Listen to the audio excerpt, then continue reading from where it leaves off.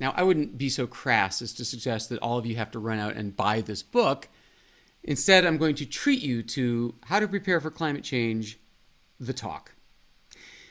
Now, in 2007, this guy, John Holdren, who was Barack Obama's chief science advisor, gave the New York Times a famous quote that goes like this: "We basically have three choices when it comes to climate change: mitigation, which means trying to stop climate change; adaptation, which means trying to cope with it; and suffering. We're going to do some of each. The question is what the mix is going to be." So it seems to me that everything we've ever seen about climate change is that first thing. It's mitigation. It's fly less and buy an electric car and eat less red meat and burn fewer fossil fuels. And that's all super important. We need to keep doing that for sure. But we have heard it 1,000 times. What I found very odd is that we never hear anything about the second part of that formula, the adaptation. So that's what this book and this talk is about. Now, I am going to warn you, the talk falls roughly into two parts. There's a depressing part, and then there's a shakily reassuring part. After much internal reflection, I decided to do the depressing part first and end on the shakily reassuring part. Please don't give me a hard time on the really bad photoshopping job of the theatrical masks. I really did try to Google shakily reassuring masks. And if you've ever wondered if there's such a thing as a Google search that comes up with nothing, you've just got one. So, okay, quick crash course on how the greenhouse effect works. The sun's rays heat up the surface of the Earth. That energy bounces back as radiation, as infrared heat, which gets trapped by this outer layer of gases in the atmosphere. It's carbon dioxide, it's methane, it's water vapor. That is all perfectly natural and totally the way it's supposed to be. If we didn't have that blanket, the Earth would be a frozen ice ball and we would all be dead. What's happened recently, though, is that blanket has gotten thicker. I don't like at all the term greenhouse effect. I think that's a terribly misleading term. Most Americans have no idea that a greenhouse is 20 degrees warmer inside than outside. They just don't know what it means. I think if we want to really communicate well with the public, we should use terms like the dog in the car effect. It is precisely the same scientific effect. The sun's rays come into the car, they heat up the upholstery, convert it to infrared heat, which cannot bounce out the windows. It gets trapped, it gets hot in there. And if you ever have left a dog in the car while you're out shopping, we're the dog. Now, as I've said, the global warming effect is very natural. It is part of history. As you can see on this graph, every 100,000 years or so, we have a huge spike, and with it, rising carbon dioxide levels, rising temperatures, and rising sea levels. What's different with this last one, though, if you take a look at the far right of this graph, check this out. That's what's happened in the last 150 years. The carbon dioxide levels have gotten much higher, much faster than they have in any time in human history. Now, if we zoom in on that last 150 years to see the carbon dioxide levels and then superimpose the measured temperature of the Earth, you see that there's a pretty good correlation. This is pretty much why scientists think there's a relationship between the greenhouse gases and the rising temperature of the Earth. So all told, we are, as Al Gore likes to say, using the sky as an open sewer. We are dumping 152 million tons of greenhouse gases into the atmosphere a day. These are some of the biggest sources. And it's not just the Earth heating up. It is freak heat waves, but it's also freak cold snaps. Those of you who have been reading the news know that Texas experienced something like this last week. It's not just devastating droughts, but it's also intense rains. It's not just intense flooding, but it's water shortages. It's wildfires and hurricanes and loss of biodiversity and ticks and mosquitoes and loss of crops and soon the migration of hundreds of millions of people out of unlivable land into more livable land. And it's all these wacky effects that you don't expect. It's shifting tornado regions, smaller beaches, more expensive chocolate, more kidney stones, smaller goats, lower PSAT scores. In fact, this is why I can't stand the term global warming. It makes people think that all this is about is warmer weather in the summer. This is why that dumb senator walked into Congress with a snowball in 2015 and said, "You can't tell me the earth is warming." It's all of the above. I've heard the term climate chaos or climate breakdown or global weirding. All much better terms, much more descriptive than global warming. Now, I know 2020 was not a great year for most people. We had our mind on things like the pandemic. But believe it or not, the climate change crisis kept chugging right along even during the pandemic. America won all kinds of awards. It was the hottest year ever measured.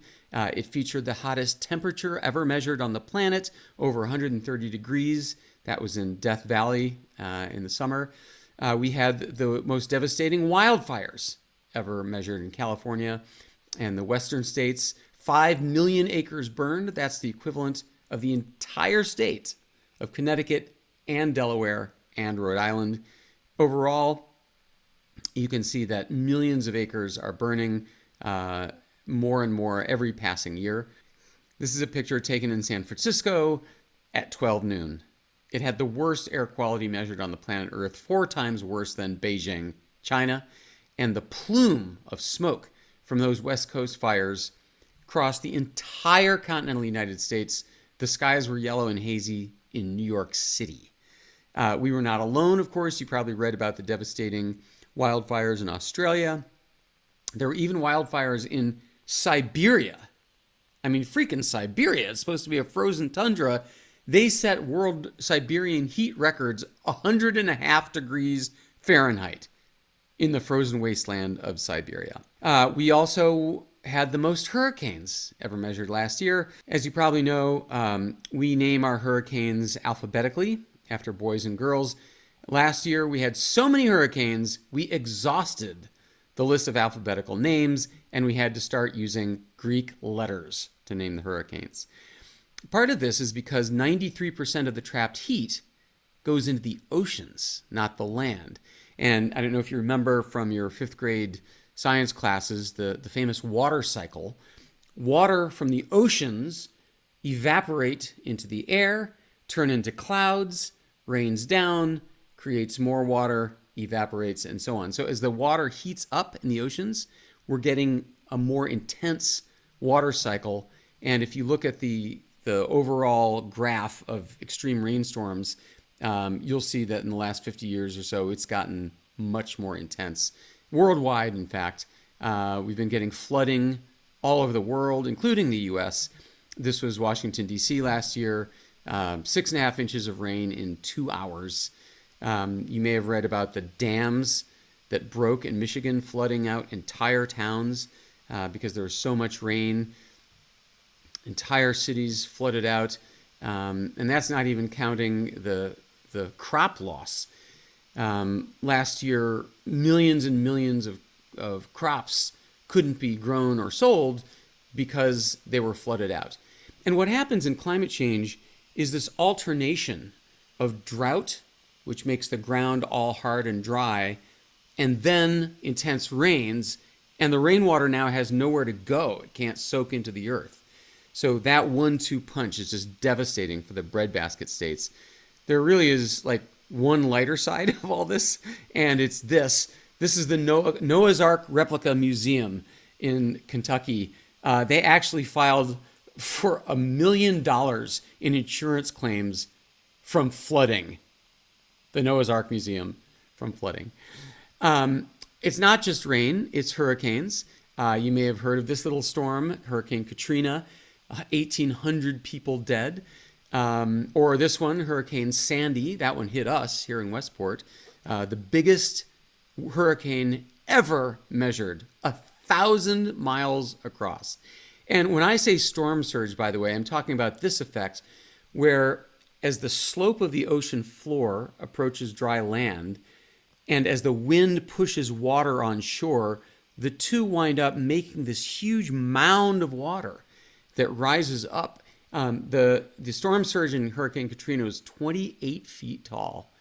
Can you imagine being on dry land and seeing this 3-story building's worth of water coming at you? Terrifying. This was New York City during Hurricane Sandy. This is the risk of a Sandy level hurricane hitting New York City. Used to be you'd get a storm like that once every 500 years. By 2017, it was once in 25 years. And by 2030, we're talking a storm of that size every 5 years. And those of you who live in Westport remember Hurricane Sandy very well. We all lost power for a long time. It was cold. I had 3 little kids here in the house. We had no heat, no internet, no electricity, no power, no refrigerator, no TV. It was bad. It was blankets and candles and reading books and trying to talk about how much we appreciate the conveniences of life when we have them. So if you add all these things up, all these natural disasters, you can see a general trend over the entire world. We are getting more disasters just since 1980. Now, the Yale Center for Climate Change Communications does this poll of American attitudes toward climate change once or twice a year. And in the most recent one, they asked, do you think all this is natural systems going haywire, or do you think the greenhouse gases we're pumping out are responsible? And in the study that just came out, 29% of Americans are deniers at this point. That's the lowest number. It's dropping about 5% every time they do the survey. It's not like half of Americans. It's 29%. And by the way, I don't really care. For the purposes of my book, it doesn't matter whether you think it's natural or not. The point is, systems are going haywire. You need to prepare. You need to read a book like this. Okay, so this brings us to the book. The book is full of chapters like where to live, how to build, how to insure, how to invest, how to talk to your children. And it also has chapters on preparation for individual disasters like flood and heat waves, hurricanes, mosquitoes and ticks, and so on. So Bill Harmon was really antsy about my not going over that delicate 11-hour limit for the lengths of these talks. So I'm just going to give you a choice sampling from the book of some of the more interesting points. Everybody asks me, okay, what's the answer to where to live? Now, I will concede that moving is expensive and it rips you apart from your social network. It's not something a lot of people are doing just because of climate, but increasingly it's a factor in where people decide to live. So the basic scheme goes like this. You want to be inland from sea level rise and flooding. And by the way, if you're not familiar with that, well, there's this cool website called Surging Seas, and you can plug in any address and then drag the slider at the left side to see what kind of sea level rise you're going to be experiencing. And for every 1 foot of sea level rise up, you get about 300 feet of flooding inland horizontally. So here, ladies and gentlemen, is Westport, Connecticut in the next few decades. You can see how the water will flood the shorelines. I mean, Longshore, gone.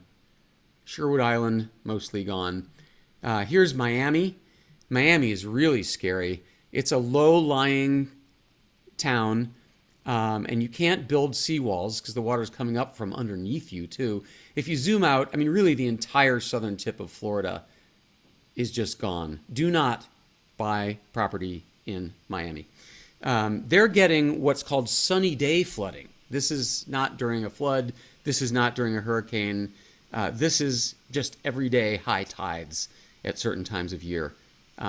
Just floods coming up from the storm drains that are supposed to release the water out of the streets. This is having an effect on real estate in Miami already, and it's only going to get worse in the coming years as the public becomes more aware that flooding is a disaster, and flood insurance in Miami, while you can still get it, is massively expensive. So basically, you want to be north far enough to escape the heat and the mosquitoes and the ticks. You want to be west far enough to avoid the hurricanes.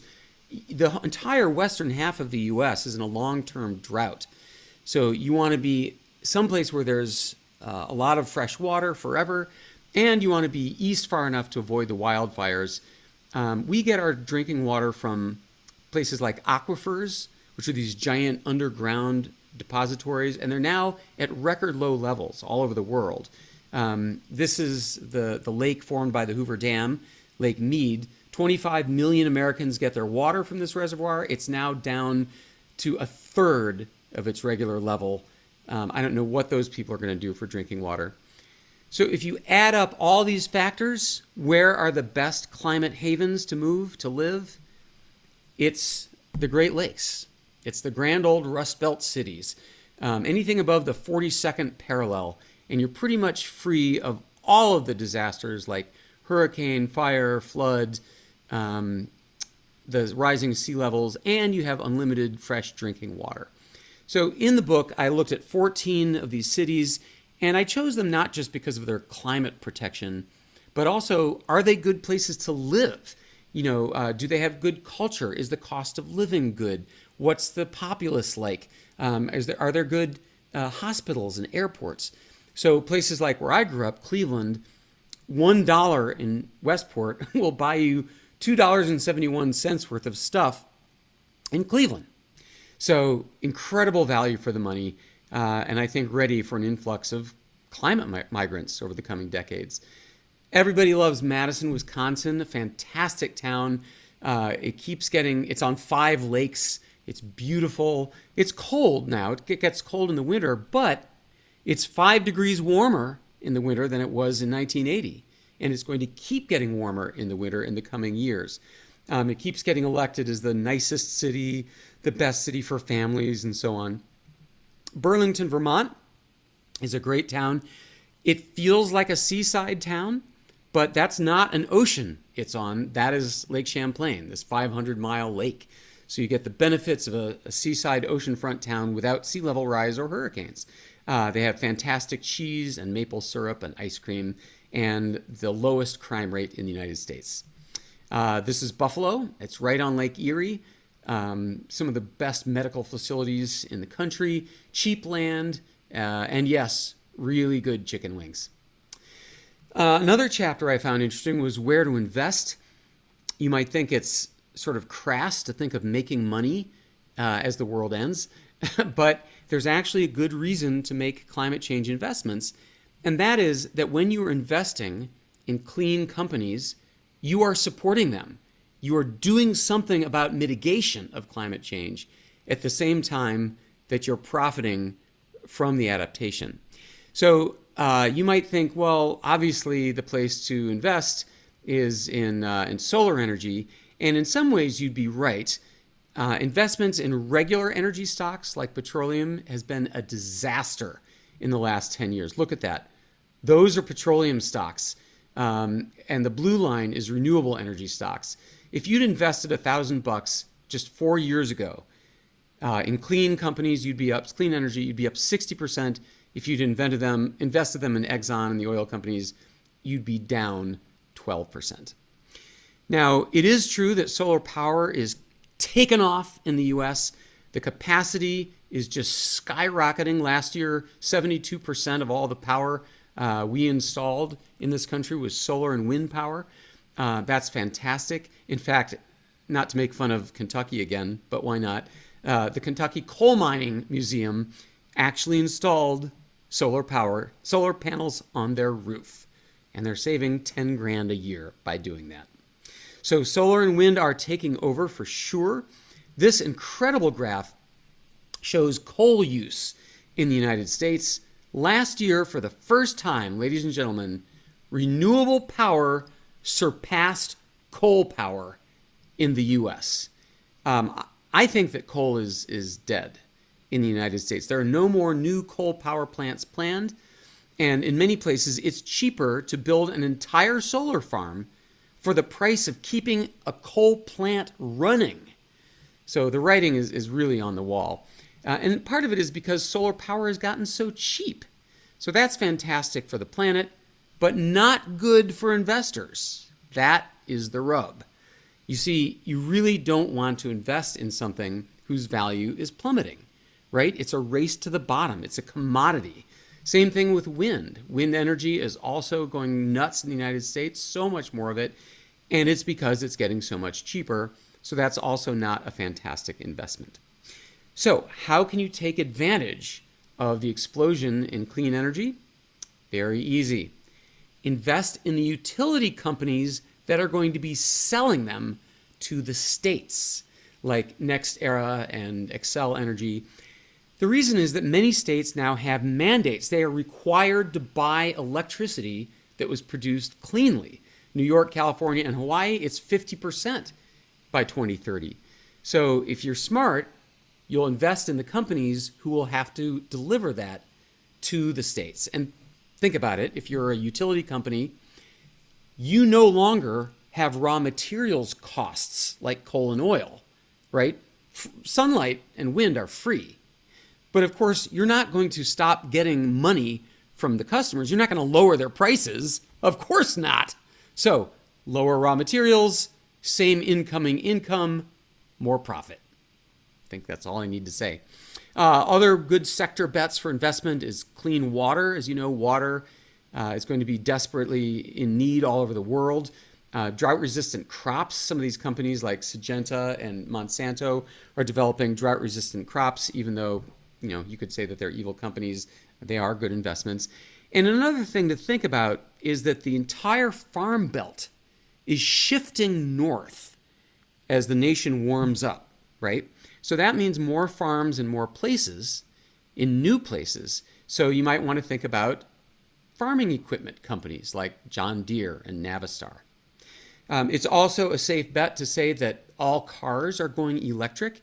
Every gas car company in the world has now announced that they're moving to electric cars, including, incredibly, General Motors. General Motors, the most calcified corporate, old school, petroleum-based car company in the world, says that in the next 14 years, they're going to get rid of all their gas cars. They're going to be a 100% electric car company. Incredible. Now, it's not necessarily because they're so good at heart and because they love America and they want to preserve the environment. It's mainly because of this. Because the entire world is going to electric. Many countries have mandated that all cars by a certain date must be electric, including, by the way, California. So there will be no more gas cars to buy in these countries and states. So therefore, General Motors and the rest of them are saying, well, I guess we need a product to be able to sell to them. So we're going to start making electric cars. So how do you invest in electric cars? Well, you could, of course, invest in the individual companies that make the cars. But if you're smart, you'll think upstream. What do all electric car companies need to buy? They need to buy big lithium-ion batteries. And there's only 4 companies making them. And they're all in Asia. Panasonic, Amperex, Samsung, and LG Chemical. Or you could invest in the companies that make the components they're all going to need, the connectors, the wires, the capacitors, like Aptiv and Vallejo. Or if you think the farthest upstream of all, think of the lithium itself. There are companies who mine the lithium that they're all going to need to make the batteries. Like Albemarle, that's an American company, and then this Chilean company. Those are good bets. Another big topic is insurance in the new age. I had so much fun researching this chapter. By the way, all the research that I did in this book came from reading and from interviewing experts. I'm not an expert on any of these topics, insurance or investment or gardening or psychology. It was all based on researching and reporting and explaining. But insurance turns out to be pretty wild. I'm guessing that at this moment, most of you could not tell me what's in your insurance policy. Most people got it a long time ago. They got the cheapest policy they could get and really never looked at it again. But the world has changed. Right now, 50% of Americans live on the coasts, flood zones, but 18% of Americans who live in flood zones have flood insurance. 18%. Everybody else is sitting ducks. So look at your declarations. page, the first page. See what you've got. Here's one thing you may not realize. Flood claims and the amount of claims are skyrocketing these days. More people are flooding every year, not just on the coasts. Ladies and gentlemen, of the 10 most flooded states last year, 7 of them are not on the coasts. We're talking about inland states that just got intense rains and rivers overflooding their banks. So here's the insurance gotcha of the century. Your homeowner's insurance does not cover flooding. It doesn't, I promise. You live in Connecticut, in a coastal state, and you probably don't have flood insurance. So look into it. There's generally only one place to get it. It's from the government. All the private insurance companies have left the business. It just didn't pay to be in the flood insurance business because there was so much flooding. So the government created this thing called the National Flood Insurance Program. It's in desperate trouble. They're $25 billion in debt. The rates are calculated on these really broad, like zip codes or regions of neighborhoods, not like house by house measurements of what your elevation is. So it's going to be reformed this fall in something called Risk Rating 2.0. But in the meantime, insurance companies are in a bind. They are profit-making companies. They really have only 3 levers to pull in the climate change era. They can dump you as a customer, they can raise their rates, or they can withdraw from the state entirely. And that is in fact what is happening. Insurance companies are dropping customers in wildfire states and flood states like crazy, and raising their rates and getting out of the business.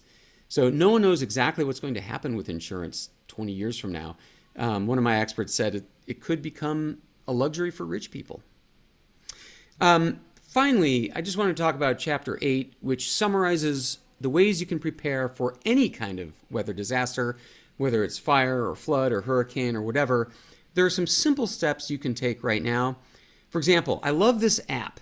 It's an American Red Cross app. It's totally free. You can download it in 30 seconds. It's called Emergency. And the way it works is you put in your address, your parents' address, your kids' address, your workplace, and then you can file it away in some folder. That's Wilbur. Thank you.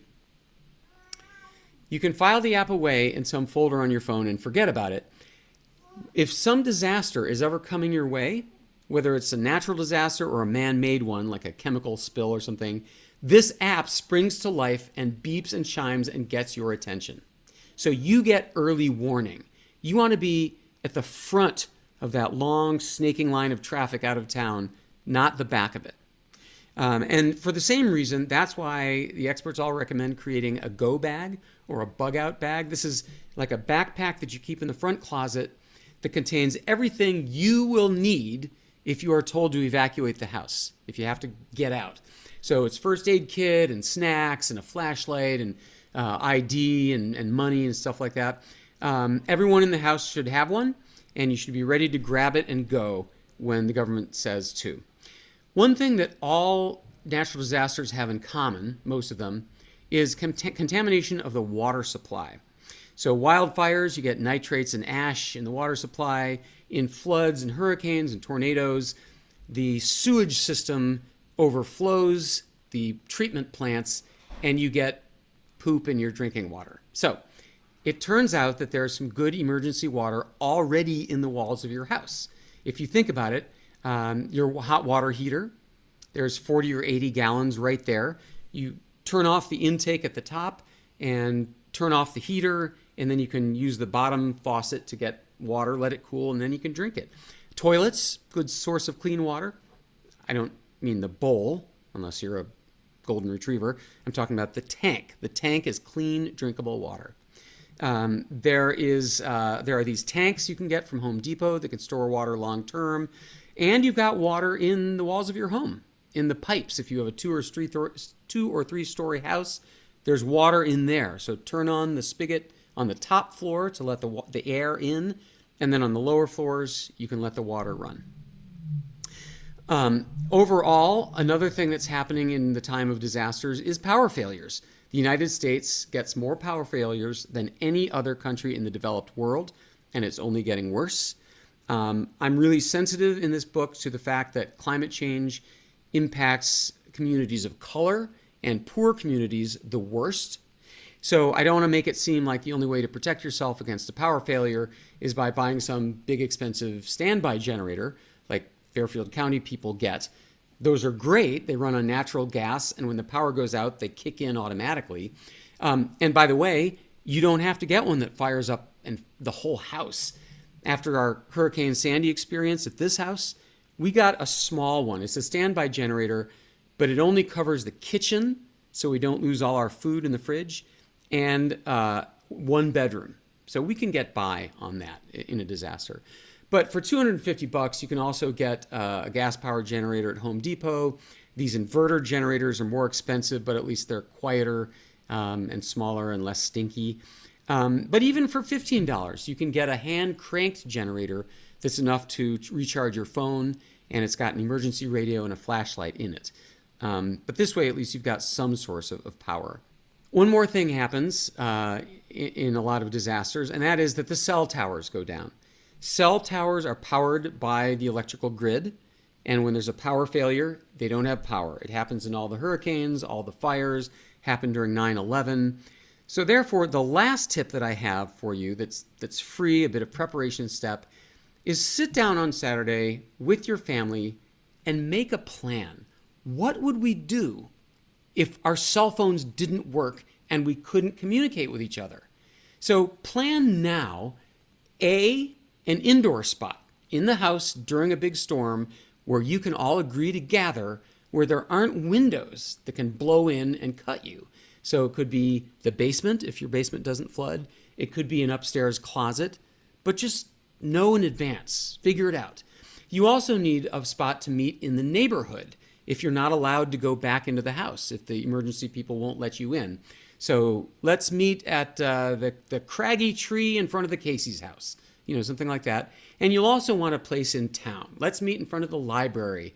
Let's meet in front of the Stop and Shop. Someplace, again, where if you're separated, somebody's at work, somebody's at school, you'll all know where to gather if you're not allowed onto your street. And that happens in Westport a lot. Police line, do not cross, fallen electrical wires, go somewhere else. So make these plans and then put them on the Notes app of everybody's phone. Put a copy on the fridge, put a copy in the glove compartment, because a couple of years from now, you will have forgotten what you said. Now I have a Connecticut special for you. This is a particular disaster in Connecticut. As the winters are getting warmer and shorter, the bugs are not getting killed off like they used to. So there are ticks and there are mosquitoes. The ticks are loving climate change. The ticks survive the winter better, and because the deer survive the winter better, the ticks ride on the deer, and boom, you've got more deer in more places. Lyme disease cases are steadily rising, particularly here, particularly in the Northeast.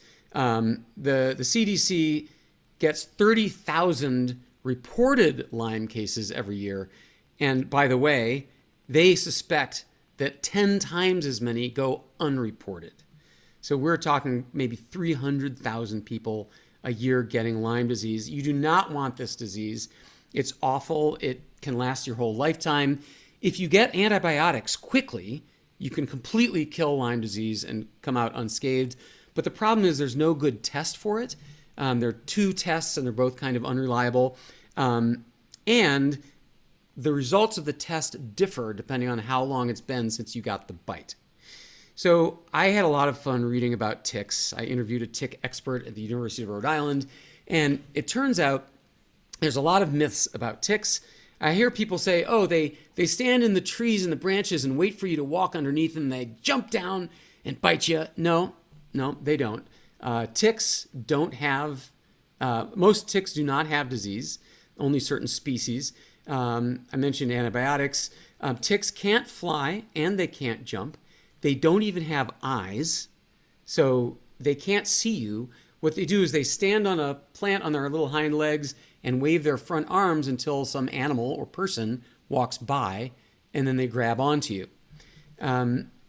The best way to avoid the problem is to put on bug spray that contains DEET. DEET is completely safe. It is one of the most studied chemicals in history. It is not a poison. It is not a insecticide. It's just a repellent. The ticks and the mosquitoes don't like the smell, so they go somewhere else. Ticks require humidity, and if the humidity is lower than 82%, they wither out and die. So one quick tip is to come back from a hike, take off your clothes and stuff them in the dryer on high for 10 minutes. That kills anything that's on your clothes. And while you're standing there, look over your hairy parts for ticks that are on you so that you can pull them off, because ticks can't give you Lyme disease until they've been on you for 24 to 48 hours. You have that long to find and get rid of them. That humidity thing is also why it's a good idea to keep 9 feet of lawn or gravel or dirt between you and the forest.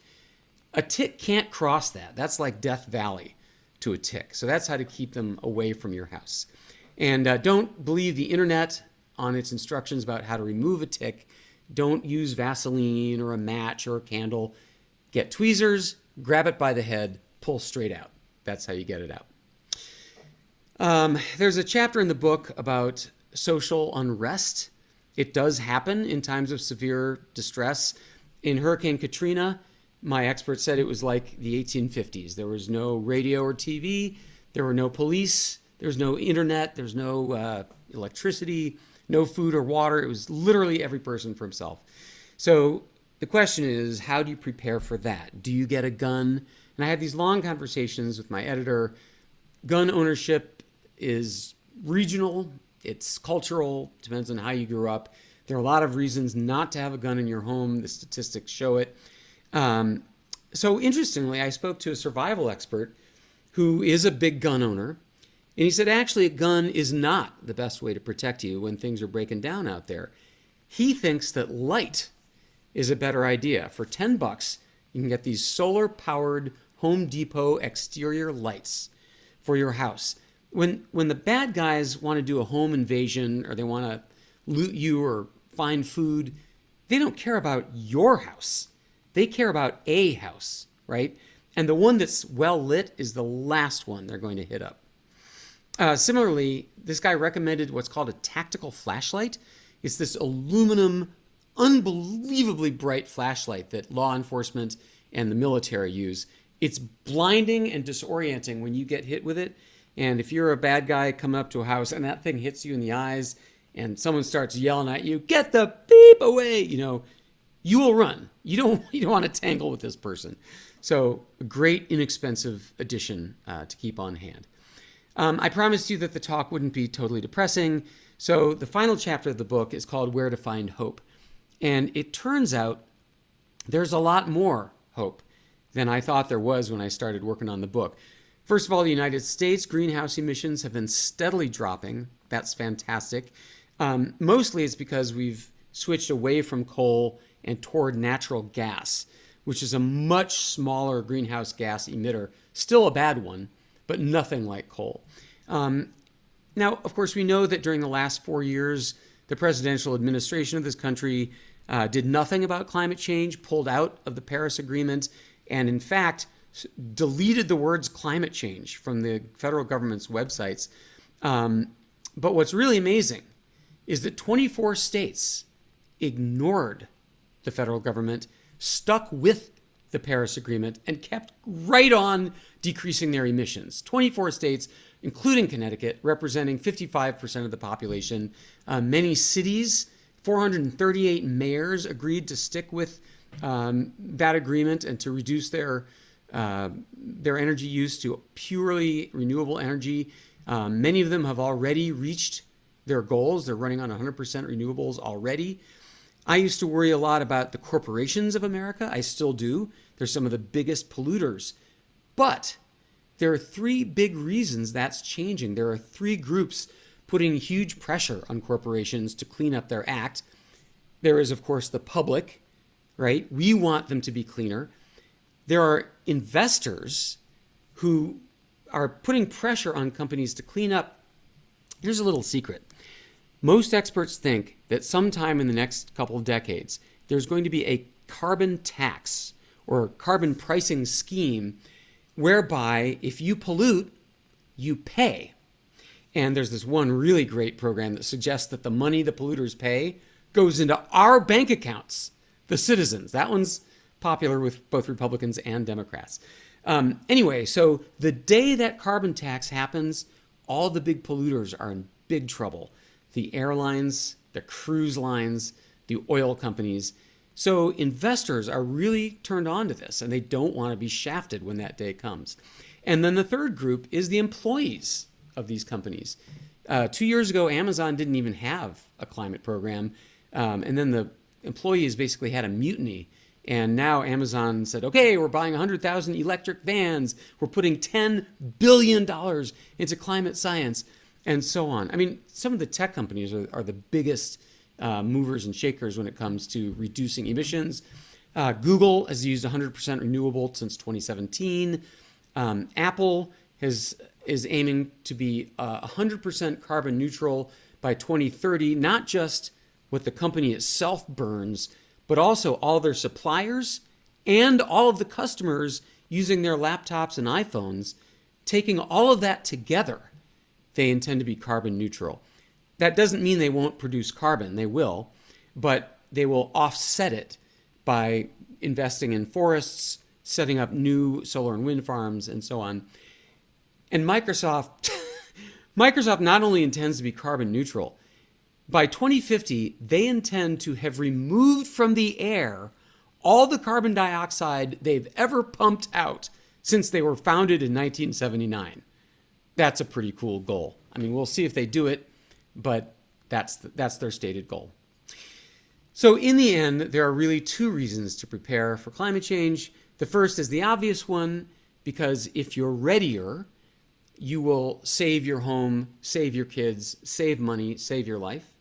But there's a second reason that's sort of a stealth reason, and that is that the one known antidote for depression is taking control of your situation, a situation you feel like you're helpless about. So making preparation steps makes you feel better.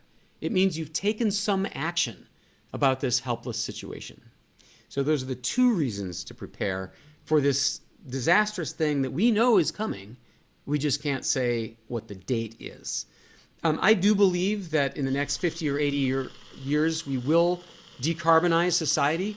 You just have to look at the young people today and what they care about to see that. I mean, we stick in the mud oldsters are going to die off, and young people who care about living cleanly and greenly are going to replace us. But until that day, you really have only one big thing in your control, and that is to prepare. So thank you very much. I'm happy to take any questions you have, and if we don't get to them now, there's my email address. Feel free to email me at any time. And of course, if you buy the book, I would be delighted to sign an autographed sticker for you that you can slap in.